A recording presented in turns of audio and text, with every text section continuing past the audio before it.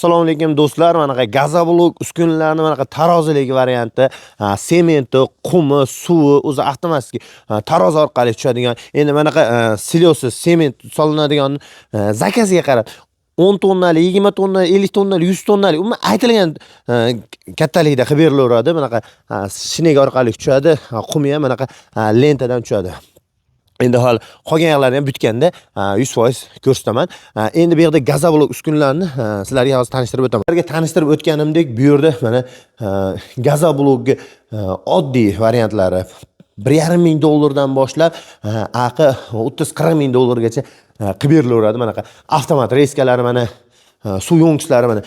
Endi suv yo'ng'ichlari zakazga qarab pastda 1 tonnalik, 2 tonnalik, 3 tonnalik kattalashib boraveradi. Manaqa suv motorlari, manaqa datchiklarga manaqa tentlari bilan bo'ladi. Xohlasangiz pastga tent, pechkalik, garelkalik, aqlli katyolik, umuman barcha turdan qilib berilaveradi. Qoliplari ham har xil variantlari bor. Oqmaydigan, umuman taglari usulli qilingan, relsda yurishga moslangan, rolli, umuman ular ham har xil turlardan bor. Reskani endi avtomat reska 220, 380 yo bo'lmasa manaqa prostoy 10lik, 20lik, 30lik kessa bo'ladigan arralari. Endi keyin manaqa mishalkalari bo'ladi gazoblokga. Ko'ryapsizlar? Bu yerda mini gazoblok apparatlari.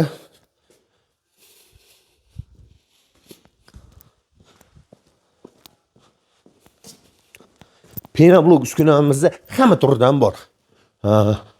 Turbalik deysizmi, legolik deysizmi, Euro deysizmi, beledek qatorlik, abeshning barcha turlaridan bor.